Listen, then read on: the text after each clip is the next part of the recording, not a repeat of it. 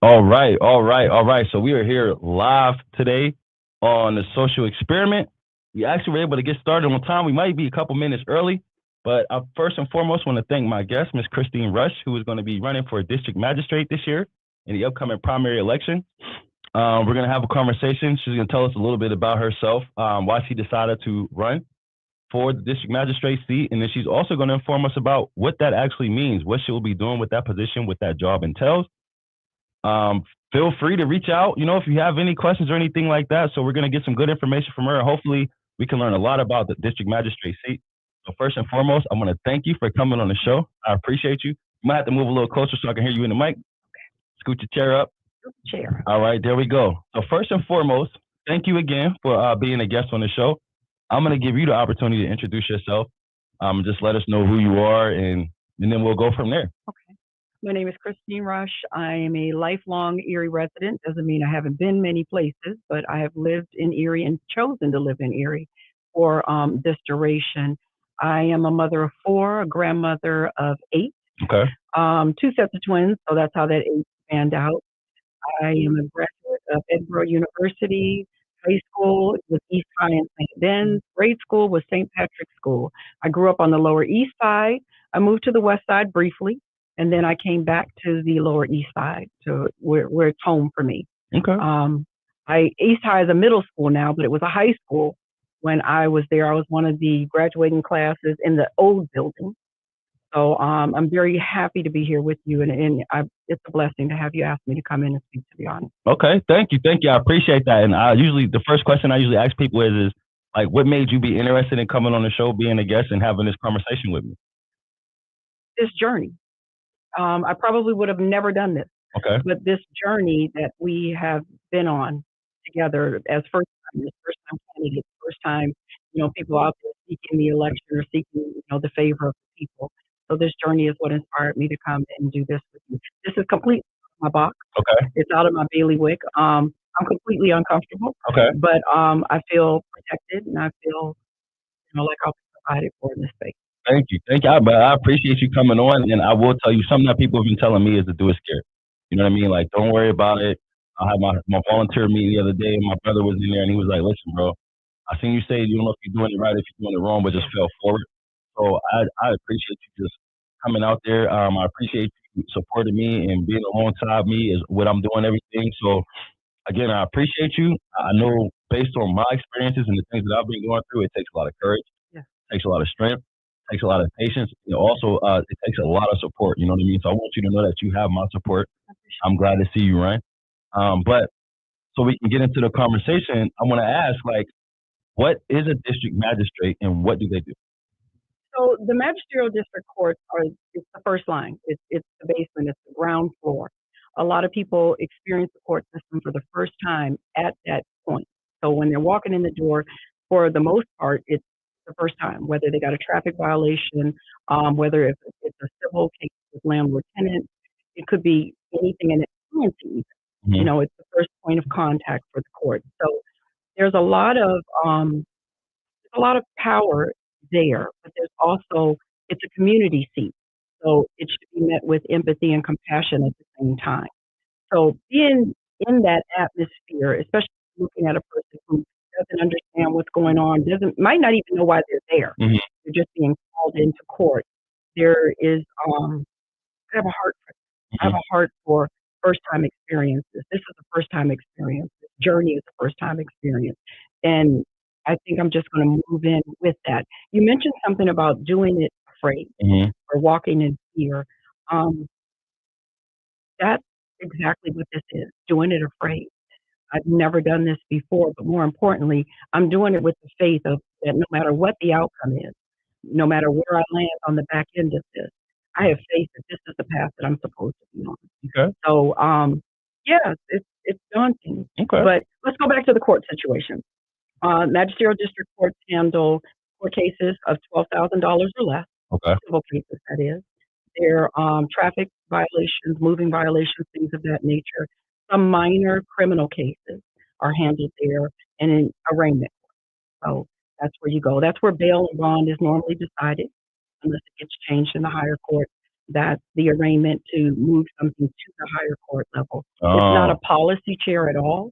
It's an interpretation of the law. You have a book, you have rules. Judges have to act according to rules, and the court system is based on just rules alone. It's okay, already been discussed. So there's no willy-nilly, I get to decide to do this, or I could do this, or I could do that. There is some mediation that can happen in the middle of some cases, but that doesn't include all of them okay, for the most okay. part. So pretty much it is what it is. These are the laws, these are the rules. You are to abide by them and follow them and Correct. issue them out the way they're supposed to go. Right. Some people think riding on the Bayfront Accessway to 35 miles an hour is a suggestion. It really isn't. Hmm. It's legislated that that's what that is. It's not a highway, it's a byway. So in my professional life, I worked for a state legislator for the past, well, for the one that I'm with now is 19.6 years, Okay. and I was with Linda Bebco Jones before that. So for about 20 years of state service, I'm explaining that once we got that access way in, I'm Uh-huh. explaining that constantly Okay. when they get speeding tickets. Well, I was only going 35 and it's 55. No, it's really 35. That's not a suggestion. Uh-huh. So yeah, Okay. it's that kind of nuances that happen. Okay, so you got some experience working with the legal system, working with with this type of stuff. Tell us a little bit about your experience as far as like you said you worked for 19.6 years, Yeah. and then I'm assuming that's 20 total. 20 total. So like based on your experiences, like how does that relate or how does that transfer over to you getting a position as far as like the information that you need to know and the laws and rules that you need to learn? I'm smiling like this because I've done some things in that time that I am extremely proud of. Okay. So one of the things that I've done in that time was introduce the first ever in the first district juvenile diversion program under Judge Pizarro. Okay. So when Judge Pizarro worked across the hall, we all shared a common building. He worked across the hall. I worked on one side. I went to my rep and I said, "Hey, we need this. I believe in this. We Hmm. need this." And my rep said, "Okay, your baby, have fun. If the judge says okay, fine." I went to the judge and I said, "Listen, we need this. We can do this." And what juvenile diversion is, it's a first time offender program. Target is a bad word. You get youth from age 10 to 21 Okay. because that's the age where they can be charged.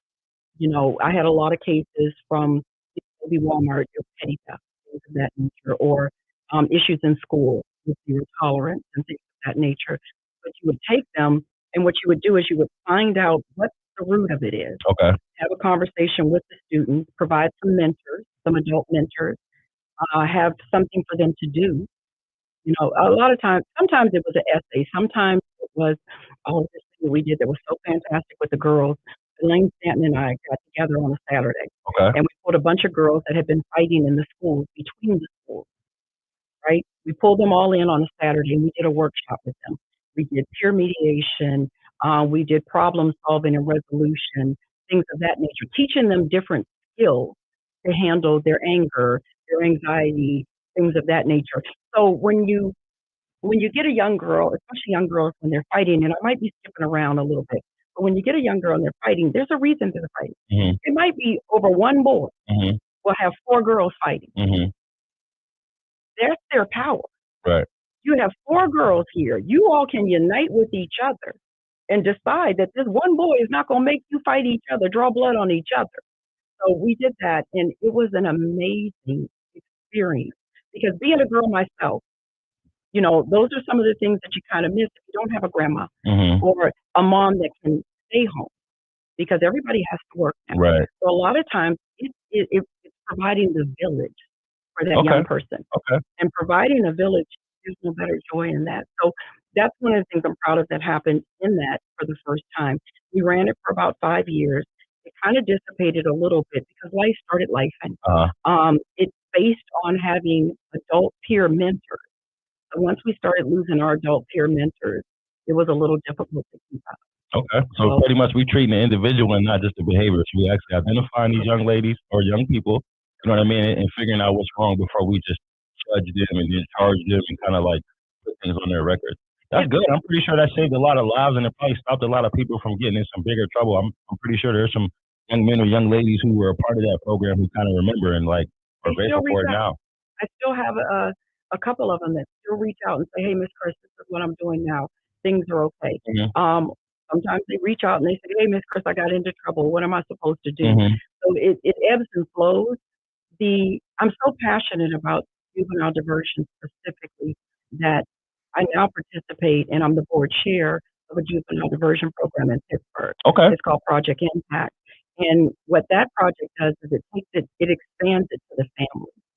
So you deal with the youth, everybody signs up, but you also look into the family. If there's a medical issue, maybe somebody can't read and they can't fill out the application to get benefits, Okay. or maybe somebody's struggling with mental things. We look for counselors and we look for support services for that family member.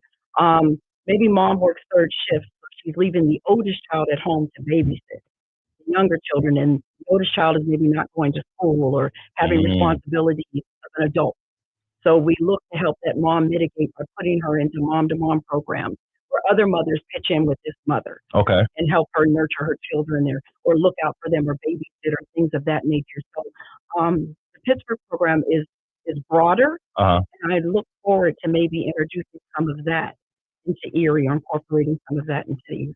I love that idea. I mean, I think that would be a great idea. I feel like a lot of people struggle with some of that stuff. You know what I mean? And then, like you said, everybody's going to work now, and the kids are getting of age to where they're pretty much left to do some of those things. So I think that would be beneficial to be able to establish a program like that, especially when you have the experience in serving on a board, and then you have the opportunity to be able to do so with some of the things that you've done in the past, as well as some of the things that you plan on doing in the future. Well, I mean, I mommed, and my kids were latchkey kids. I Mm-hmm. don't know if anybody's familiar with that term any longer. And I took a job. I had a decent job before I got an education because Mm-hmm. I had to first my education to get this next thing. But I took a job that cut my salary by $5 Mm-hmm. because it was a block away from my home, and I could come home on the weekends with my kids. Because other than that, they would have been anywhere doing anything. Right. The highest, most vulnerable time in a child's life is between 3 and 6 Mm-hmm. when parents aren't normally home. The rates of pregnancy go up, the rates of STDs go up. The whole thing can fall apart between 3 and 6. Wow. Once they get out of school, if there's no supervision, it's a slippery slope. Right. And I took a pay cut. I took a $5 pay cut, which I was making at the time probably like 6.15 Okay. to take that pay cut with 4 children. So that looked pretty shady for a while. Mm-hmm. It did. But the sacrifice was worth it, Right. because being at home on the weekends and in the evenings was key. Right. I was working third shift. My kids are home. Mm-hmm. The oldest was watching the youngest. So, that mom to mom support in that Pittsburgh program is essential to me. And, there is a mom to mom program here, and I can't Mm-hmm. remember who's running it, There is. but hooking up with her and making this whole thing work in a collaboration would be amazing. Yeah, yeah. I didn't want to say because I didn't want to misspeak, but there No. definitely is a program like that. I remember somebody reaching out to me for different services. I mean, different assistance and support. So yeah, I do believe that is something that's going on here, and it's good that we're talking about that and highlighting that because I feel like more people need to involve themselves with that because we are struggling in some of those areas within the city of Erie. So thank you for sharing that. Hopefully we can reach out to those people and they can figure out how they can we can build on that. They can call me. Okay. All you got to do is Google search me. I do also want to mention before we get too far gone from this particular subject that some of our moms are dads. Mm. Dads are out there dadding. There are Mhm. dads out there dadding, Mhm. and they need the same kind of support and services, and they need to be free to ask for those things. Mhm. So, I do want to hesitate saying mom to mom Mhm. because some of our dads Mhm. are momming too. Right. Right. Yeah. Yeah. I agree with you there. So I do have a question for you. My question is, what are and I posted some up here, but what are some characteristics that you feel a good judge should have? What are the characteristics? I think to be the best judge, especially on this level for the community, Uh-huh. and this is, and I don't know, it's kind of weird. Um, the qualities that need to come to the table are one, wisdom, and wisdom takes a couple of life cycles and a couple of experiences and some background Mhm. into why things happen or what's happening or how they even happen, especially when you're talking about various ages of people. Fortunately, I've had a couple of life cycles. Mhm. and life experiences that have garnered me some wisdom that is pretty essential to making wise and just decisions. Mhm. Being able to be unbiased, being able to come to the table straight from the rip without a preconceived notion of who did what and why they did it or any of that business. Being able to listen. There's a difference between hearing and listening. You can Mhm. hear everything, but can you listen? Right. Because a lot of things are unsaid. Body language, um, whether parts of stories, working in the district for 20 years, right? I can take a story, don't even have to hear the whole story to know where the other part of the story is Uh-huh. and know the question to ask to let somebody give you that information. Because I don't think without all the information or a good percentage of the information, you can make a just decision. Right. You need to have what you need to have Right. in order to do that. So, um, you know, see, taste, touch, sound, all Right. of it. Right. You got to do it all. You got to be able to do it all. So experience matters. Definitely matters when it comes to this upcoming. Okay. And mainly because you are passing judgment, for lack of a better word. You are going to make a decision that will impact somebody's life, in some cases, Mm. forever in some cases. So you have to have the tenacity of knowledge and brain power and to have some cycles underneath your belt in order to make those decisions because each stage of your life gives you newer and newer experiences. Right. Right. I'm in a season now, which we won't discuss, but I'm in a season now, but those previous 40 plus seasons Right. have given me an experience that is probably unmatched. Okay. So I think that's going to be essential to doing that. Absolutely. I like that too. I mean, because I'm learning more as I age, you know what I mean? Like I was at one point in time I thought I knew it all.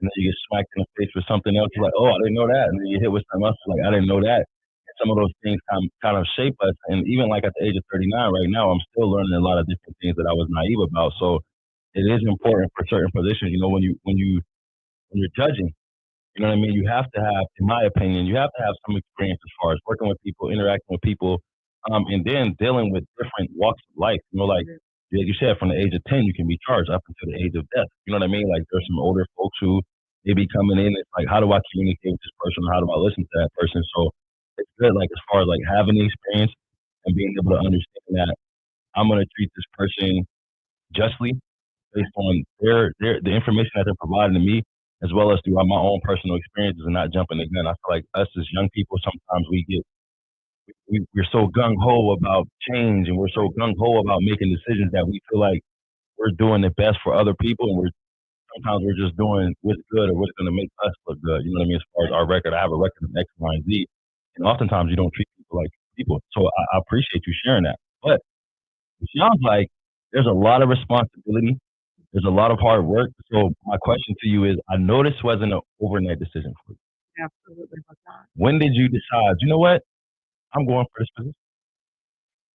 So I would say I've been contemplating this for 10 years or more. Okay. To the point where when I finally said I was going to do it, people are like, well, it's about time. Okay. It's about time. What took you so long? We've been waiting for this, whatever the thing is. I actually stepped out to see just what the waters were. Hmm. I like learning. I like reading. I've shared books with you, Hmm. things of that nature. So I took the course and I was like, I just want to see what this is about. So I played around with it for a little bit and I said, well, okay. So this particular time is crucial for me because there's seasons for this. So this particular seat is a 6-year term. Okay. And, one of the things that I thought about was what can I give in the next 6 to 12 years? Because it has an expiration. Okay. 72, you're done. So what can I give in the next 6 to 12 years that will better serve my community, make it a safer place for my grandchildren, make it a more welcoming place for people coming into Erie, and, just express some of my talent. Hmm. Because I'm sitting in the office and I'm doing things. I'm doing unemployment, I'm doing traffic, I'm doing left, right, this, that, and the other. And my rep was like, you're very talented. Hmm. What are you going to do next? And I never even really thought about that. Sometimes we get into positions, and when we learn them and we know them, we get complacent. I mean, I could do this with my eyes closed. Right. I love walking in, Right. don't nothing. So I said, I want to challenge myself. And he was like, do it, Okay. do it. So I said, well, this is how I want to challenge myself. So this is not overnight for me. And it definitely isn't about a position because I'm very comfortable Okay. where I am, almost too comfortable. Okay. But it's about my level of service and how I can contribute to making these blocks just a better place for, even my own children. I live in the area. My home has been 40 years. My children grew up, grown up. My grandchildren are growing up in the same house. Mm-hmm. They know this is their home. This is where I've been, and this is where I want to serve. So, yeah, looking forward. Okay. Okay. So This then race it's exciting, whatever. It's exciting. right. So then you get to the point to where, okay, I've been contemplating this for 10 plus years. I've got the support of the rep, the state rep. So then it's like, okay, I'm going to make the decision. Why did you make the decision? You mean now? Yeah. If not now, when? There we go. If not now, when? There we go. I like that. I like that. I'm a firm believer in that. So it's like, And if not me, who? right. There we go. So it's like, I know for myself, I'll speak for myself personally for a little bit. So I first time I said it out publicly was when we were at the union brunch. Everybody's introducing themselves and they're saying, I'm like, oh man, everybody's saying what they're gonna do and they're gonna run. I believe that was like early February. And like since that day, and then when it was time to get the petition signed, like February 18th, in the course of the month, I've learned so much. I've been encouraged. I've been supported. I've been challenged so much. And throughout that process, I've been having to figure out different things that I can do to keep my mind on the up and up. I've had conversations with people that told me I need to learn how to compartmentalize. I go to the gym and I speak to some of my volunteers and my mentors and things like that. So my question for you is like, what do you do in order to kind of keep yourself on track with the goal, which is you actually getting this seat? Like, what are some things that you do to kind of like, I'm level headed. I gotta stay level headed. Like the days aren't always good. The days aren't always easy. The days aren't always fun. So it's like it's times where it's just like, how do you decompress? How are you dealing with your mental health? I guess. I would love to say that I go to the gym. Okay. I can't. Okay. I haven't been in a while. I need to do that. But what I do is I carve out 90 minutes twice a week to do whatever it is. If it's cry, if it's take a bubble bath, if it's drink hot cocoa and watch something crazy on TV. Okay. For whatever reason, I'm drawn to Naked and Afraid now because I don't understand why anybody would even want to do that. But that notwithstanding, those are the things that I do. I'm very connected and very close to my children and their children. Okay. So I take my grandmothering seriously. There's one of my grandchildren who very rarely visits my house. Like she thinks that's her house and then she goes to her mom's house to visit. But that notwithstanding, surrounding yourself with people who encourage you, who are positive.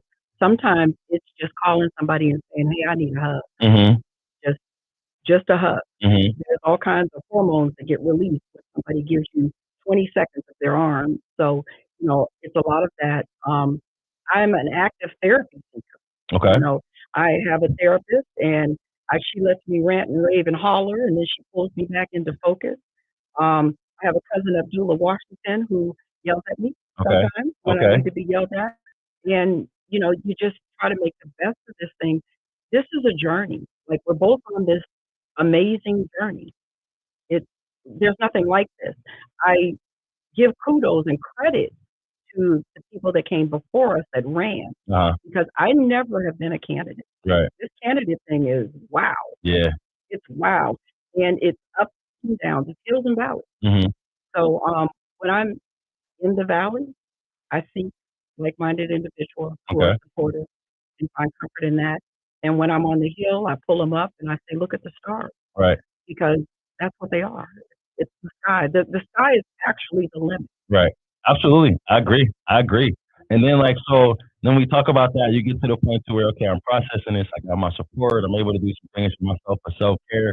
And then it's like, all right, now I gotta get back into the fight. I gotta get back into the mix. And something that I'm learning or things that have been told to me is like, yeah, it's cool to campaign. You know what I mean? It's easy. I'm not gonna say Right. easy, but people will sign a petition. And now we're to the point now to where we're like, we have to get the people registered to vote. So my question to you is, first and foremost, why is it important to register to vote? And then why is it important for us to vote? the importance of registering to vote is that's the only way you can vote. There we go. Simple as very sweet. Here we go. It's the only way you can do it. The importance of voting, especially in local elections. Local elections decide the majority of your life. Wherever you live, that local election is going to dictate where money is spent, whether your roads are paved, whether you have snow plows, all of those things from the bottom up. It also can decide your life fate, whether you're going to be incarcerated or not incarcerated, et cetera, et cetera. However, I think for a while there's a population, and I don't know whether it's young or old or middle age or any of that business, but we've become apathetic to voting. Mhm. I think, in my opinion, I should say that I think we sit back and figure that's the work of other people. Mhm. But you mentioned earlier that many hands make light work. It's the work of all people. This election thing is so powerful in how you use your voice or where you get heard that it's almost foolish not to at least cast a ballot. It takes less than 5 minutes to go to the polls normally Mhm. because it's not normally a crowd. We're Mhm. gonna work on that though. Yeah, we are. Yeah, we are. We're gonna Fill fill up the these polls up. polling Yes, we stations, are. yes. But it takes less than 5 minutes to go and choose your candidate, use your voice. Sometimes your voice comes out of your hands, it's in your fingers. Mhm. You don't have to be downtown shouting or doing a whole bunch. You just go in and you hit a button or a circle of dots or Right. however they're set up. Right. But it's so essential to deciding things. I used to do a civics class in the grade schools when they took out civics. They would have the reps officers come in and talk about the importance of civics. And I said to one middle school class at one point, what type of toilet tissue you're allowed to use is decided by somebody. Mm. Wow. It's decided. And you can have an in on that or you can not have an in on that.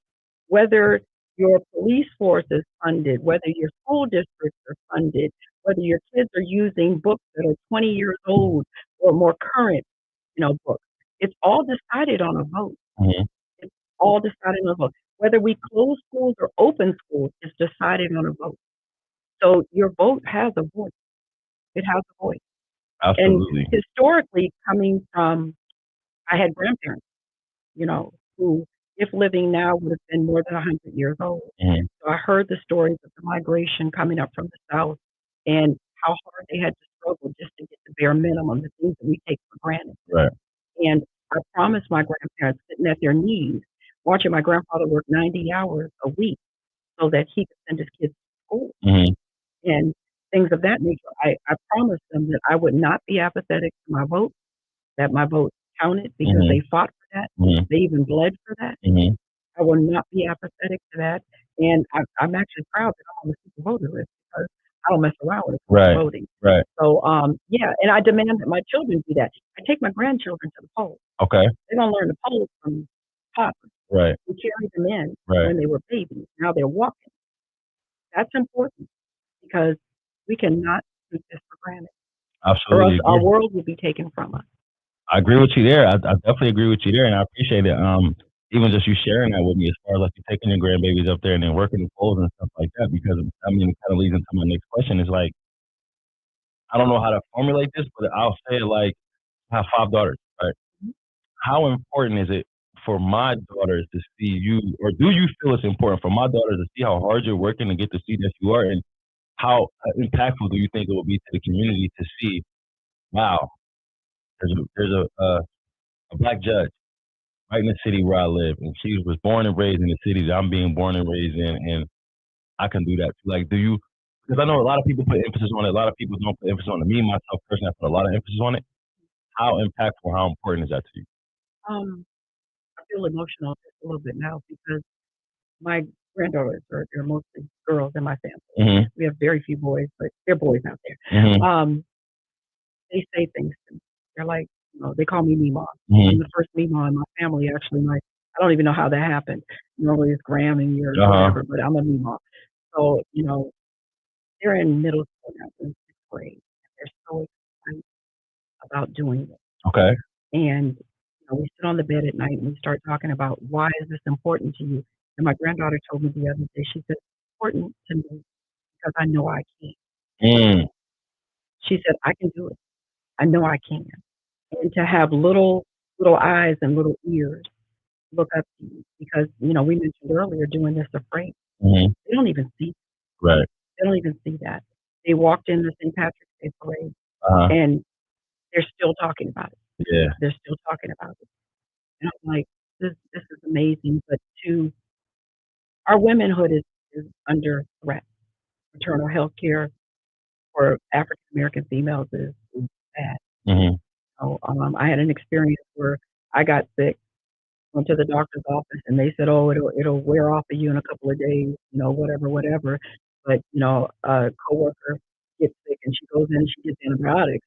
It took them 6 weeks to give me antibiotics. Mm. So, our womanhood is under attack, and to put sparkle in little girls' eyes. When I go to schools and I read them books because I still do the little things, Uh-huh. because I don't think that they're little things. Right. I think that they're great things. So Right. every 2 weeks, I go to a school and I read at a story time for them because that's not the little thing. The little people need to see us. Okay. They need to see us moving. They need to hear it, whether they understand it or not. Because one day they will. Right. One day they will. Right. They need to see that. So when I see the sparkle in their eyes, they don't even know what a judge is. Mhm. They just know somebody's doing something, Right. Right. and that's important to them. Uh-huh. So I just want to be somebody that's doing something. Great, great, great. I love that answer. I mean, especially when they're happy about it, excited about it in the parade. It's like, the kids can go to school and say, "Yeah, that's my Mima. She's running," or they get to wear their T-shirts now, or they got their buttons and stuff like that. And that's a great thing. And like I noticed, like we're coming to the end of Women's History Month, and I know like in Erie, over the course of the last 3, 4, 5 years, like the women empowerment movement has been huge and it has been great.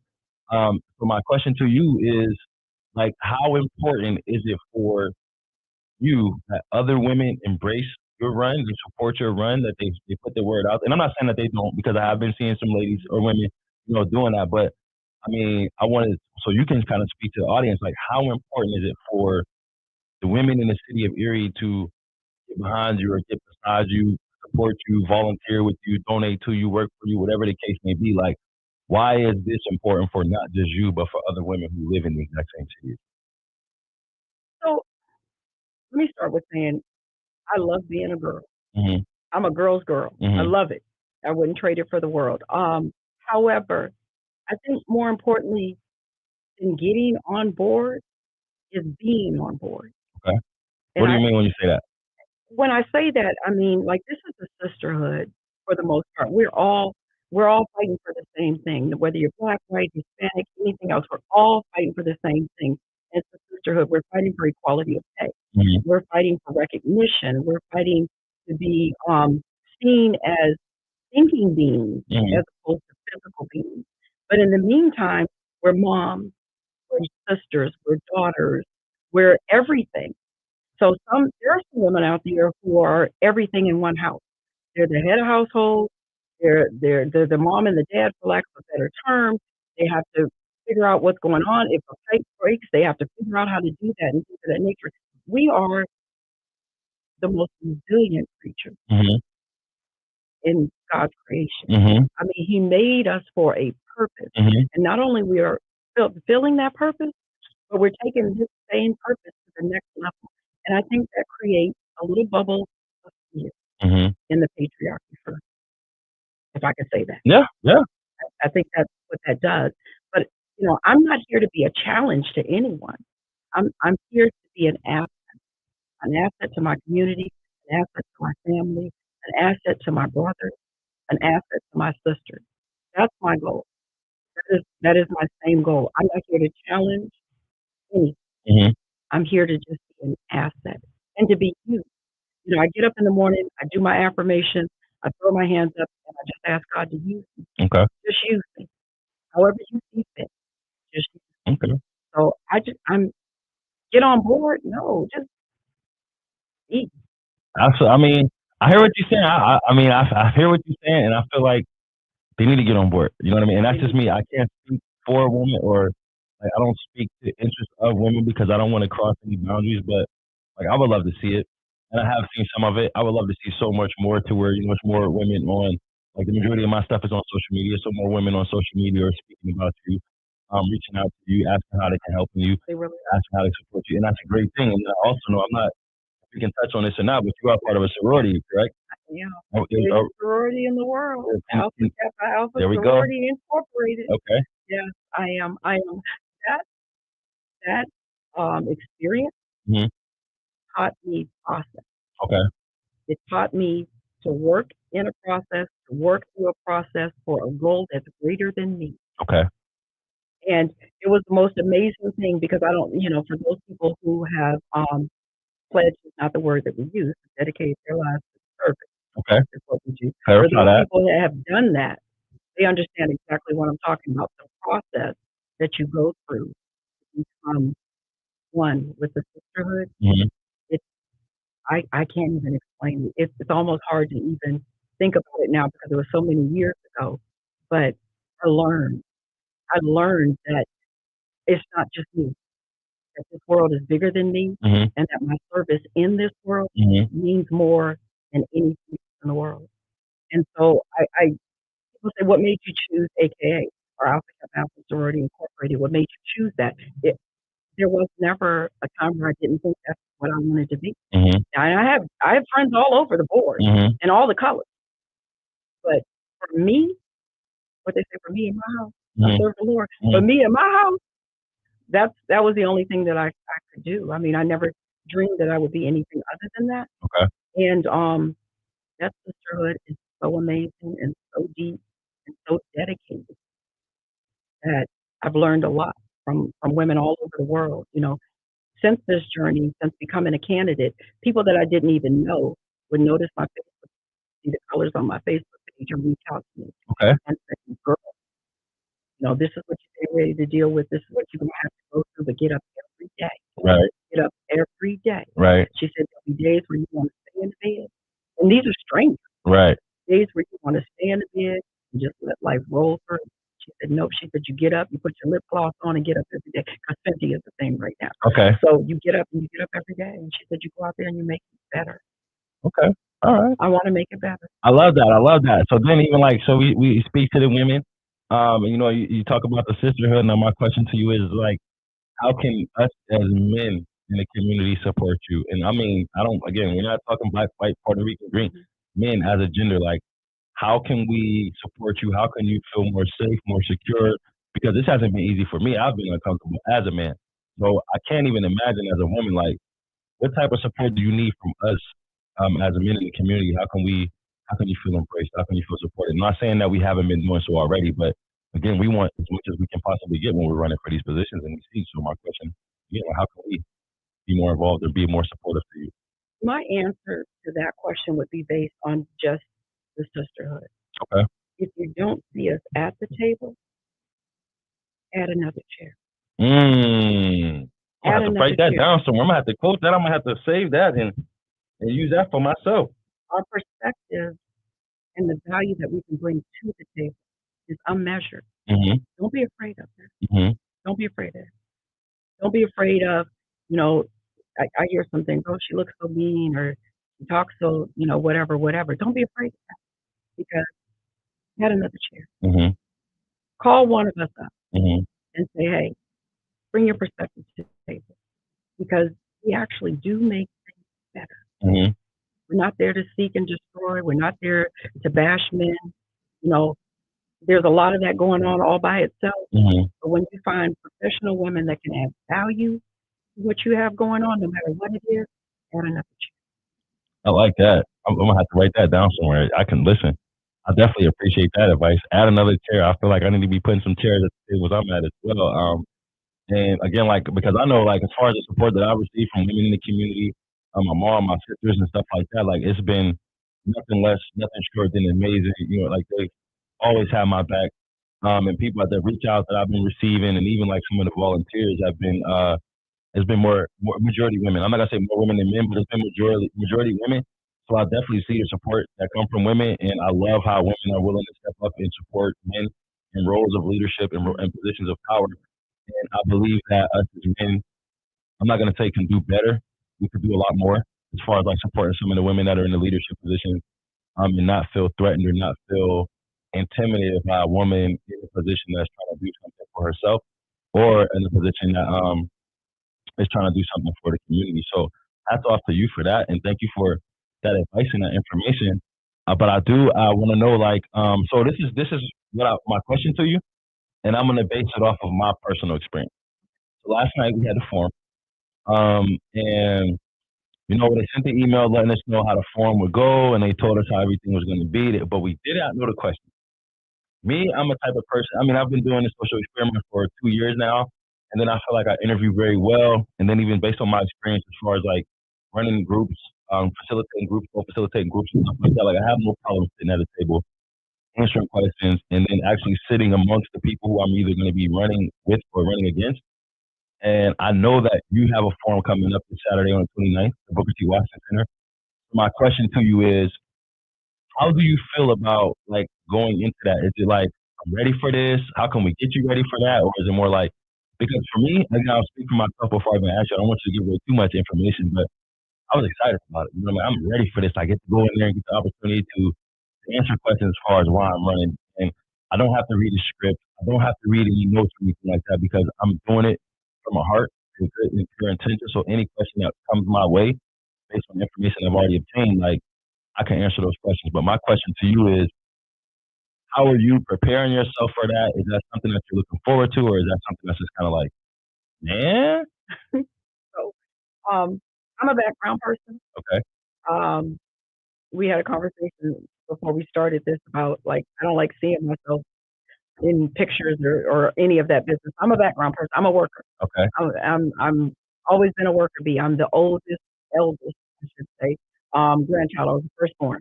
okay, I was the first person to have a child, to be the first mom in my peer group, in my family peer mhm, group. So I did the first things first. That notwithstanding, I'm a worker bee. mhm, I'm used to working. I'm excited about this forum, okay, and the reason why I'm excited about this forum is because I'm bringing my genuine self.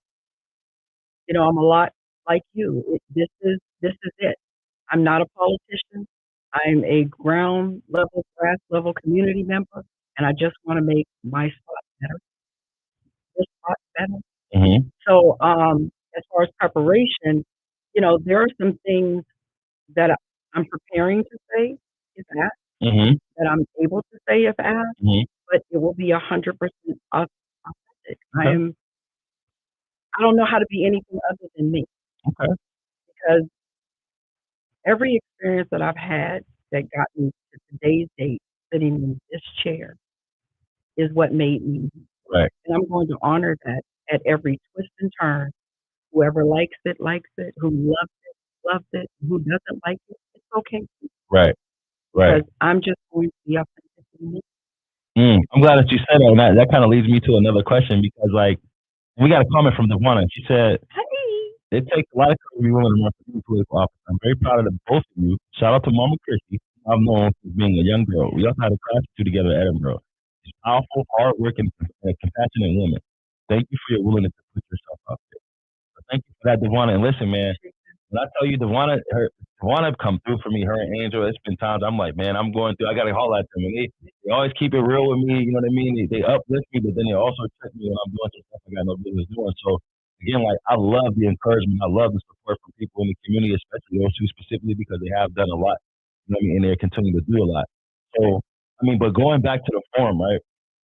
So the room was pretty full last night, like, and I enjoyed that. Like I feel like it was time for me to perform, and I feel like I want to see the room full for you. Is that something that you're looking forward to? As far as like, don't I mean, are you want everybody to come out to hear how this thing goes? Because I feel like last night when we're having that conversation, people truly got the opportunity to learn the candidates and to get a better understanding of them. I mean, not only from the answers that they did give, but the answers that they didn't give. Like, yes, I mean, do you think it's important for that room to be filled?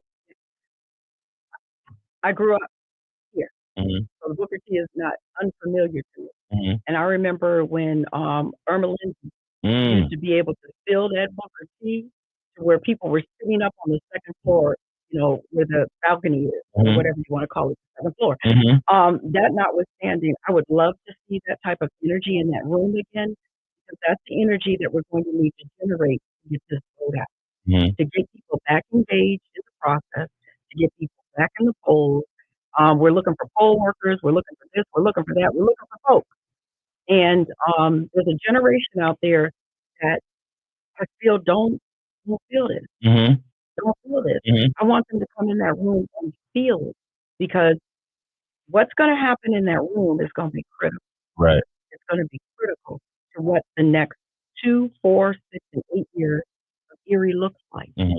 And no matter what happens, win or lose or draw, no matter what happens, filling that room is going to be essential to filling our polls.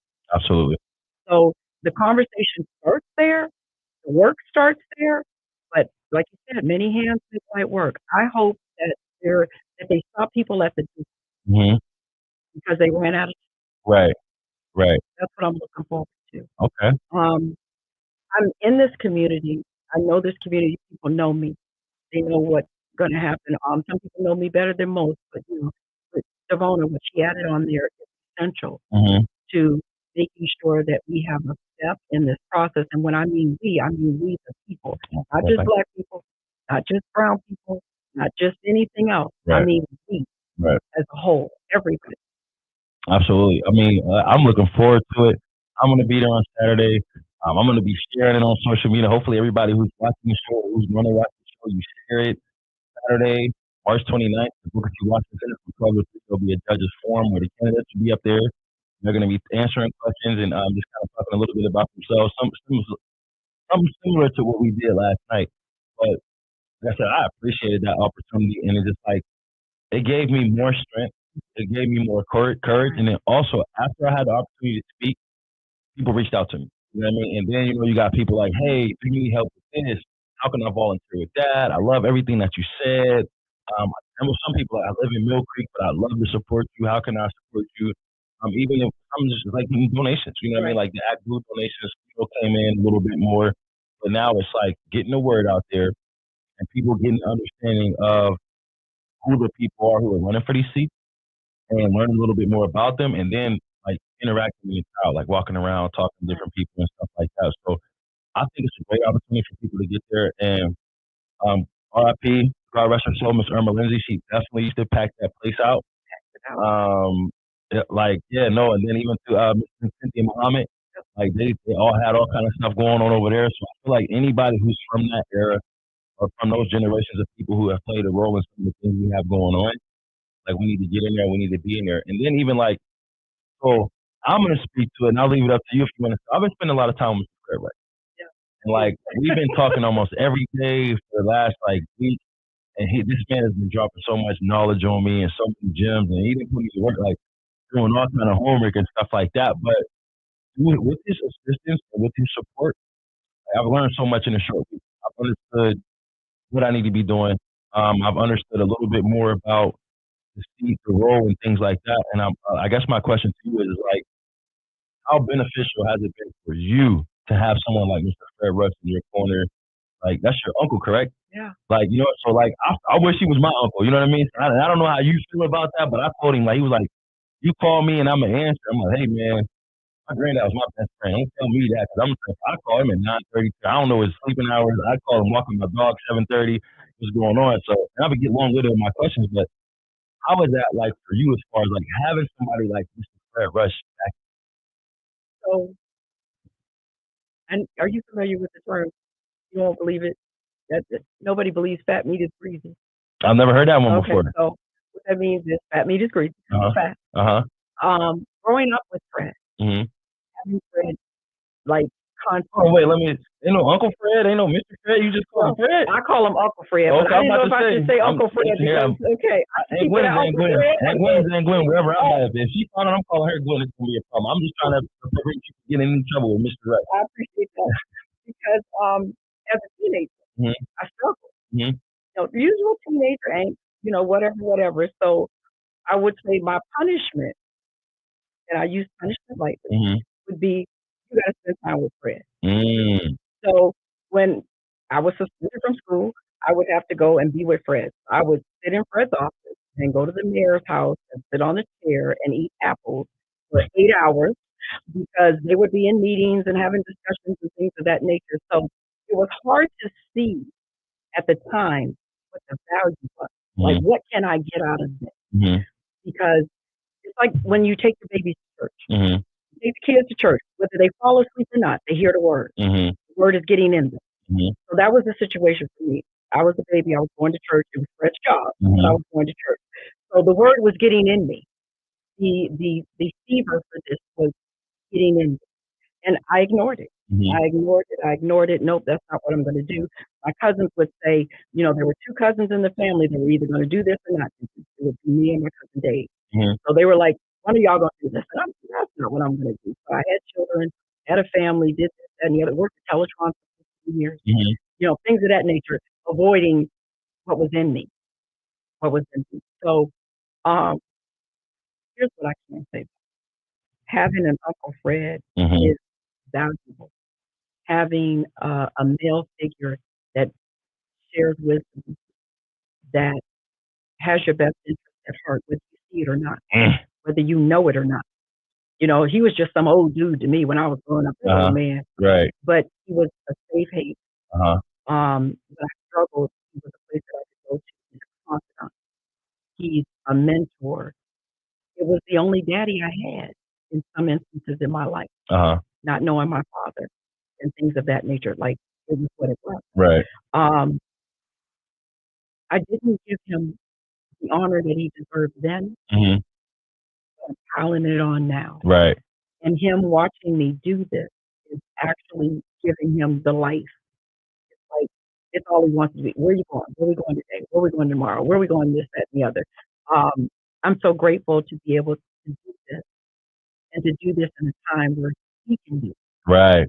And we can do it together. Right. Because, baby, this is hard work. Uh-huh. And you need somebody that you can call and say the craziest stuff. Yeah. Yeah. And be okay. Uh-huh. So I don't know how to answer that other than I took it for granted for years. Uh-huh. And I'm learning now. I'm teaching that to my grandchildren. I'm not going to be here. Right. I'm not going to be this. Get this now. Right. Get this today. Right. Yeah, no, like I said, like the time I've been spending with Mr. Rush, man, I be enjoying it. I appreciate it. Even when it's like some of the stuff he be saying to me, I'm like, like, I need to hear it. You know what I mean? Like one night we was on the phone and he was like giving me pop quizzes and he was asking me so many questions and I did not have none of the answers. Well, pop quiz. And he like, what is you doing? Yeah. And I'm like, what are you doing? Yeah, he like, what is you doing? What like, you want? I need these answers by tomorrow. Yeah. Like, and when I say tomorrow, I don't mean tomorrow night. Like, ain't no going to, you don't go to sleep. I mean, you got to figure this stuff out, do your research, do your homework, and then tomorrow when we talk, I'm going to ask you. And it's like when we had a conversation, it wasn't him just, okay, pop quiz time. It would just casually come up. He didn't want to make it seem like, okay, now it's test time, but more of a, did you do your study? You know what I mean? So, like, having him in my corner, having his support means a lot to me. And, like, that's your uncle, so I can only imagine. And then even talking about Miss Dix, like, I haven't had too much contact or communication with her, but I just remember, like, the principals. Yeah. She was my science teacher, and like she was tougher on me and all the other kids. And now I'm starting to see why. And even when I run into her today, like she just told me how proud she is of me, and she's like an aunt to me now. You know what I mean? I remember. My whole listen, I have to. I'm not. She made me learn the whole periodic table element. Like we had to in the class, but it was like it was okay if nobody else understood it, but Beyonce better know it. So. Like having that supportive family and having a family with the experience of politics, with the experience of education, with the experience of being involved and being active in the community. You got David Dixon doing his thing. You got Charles Rushers doing his thing. Like, how does that play a role in shaping you, molding you, and then even like, because that type of stuff means a lot. So you have a lot of knowledge that you receive, and then you're a part of a family of people who share that knowledge. Share that information. Like, how do you feel like that's going to play a role with you getting this? Like, do you feel like that's going to be beneficial? Because, I mean, I know a lot of people don't like to take that into consideration or account, but it's important when you have those family. Like, you have people that pass it on to you. And do you plan to continue to do the same that some of your family, the elders in your family have? Like, even with me. It's intimidating. Mm-hmm. It's intimidating to be around my family specifically because the talents are through the roof. One way or another, the talents are through the roof. What David does is talented. It's talented. He has a mind that can embrace it and take it apart and perfect it and then give you instruction, whether you receive it or not. Abdul is doing this thing with politics and campaigns and things that is talented. Mm-hmm. Cheryl with education, super talented. Fred, the whole 9 yards. And my grandmother was a teacher. Okay. My grandfather was a laborer, but my grandmother was a teacher. She taught English as a second language at OIC. So, yeah, back in the day, OIC. Wow. So, I mean, being in this family with all of this talent is intimidating because you have to do something. We didn't have a choice on service. Mm-hmm. We didn't have a choice in church. Mm-hmm. We didn't have choices. Mm-hmm. I couldn't wear black till I was 18. And that was my grandmother's rule. I couldn't. When I got 18, I bought 3 black dresses. 2 of them were the same, but I bought 3 black dresses. So it was intimidating. But again, I take you back to when you take the children to church, whether they fall asleep or not, the word is getting in them. Right. So the word got in me. If I went left Mm-hmm. a couple of times in my life circle, Mm-hmm. I always knew where home was. I could always redirect. That's what I'm doing with my grandchildren. Okay. I'm giving them a base Uh-huh. so they can always redirect. Kids are going to make mistakes. Right. Adults are going to make mistakes. Right. People make mistakes. But if you have a base, once you get that base, the sky's the limit. But being in this family my mother is a graphic artist. She could draw with her eyeballs closed. Okay. She is in her craft. We had to play instruments. I played the cello, which nobody really understands, but I think they use that as a form to stop me from being boy crazy. Mm-hmm. Because if I carried a giant guitar, no boy's gonna like me. Oh, okay. No boy's gonna like Okay. me. Strategic. But Strategic. my mother's a flutist. My aunt was piano and a minister. So we didn't have options. Right. But growing up in this family, Right. it's intimidating. But it sounds to me like you were born and you were bred for everything that you're doing now and everything that you're going to do in the future. Without a doubt. Absolutely. I Without a mean, doubt.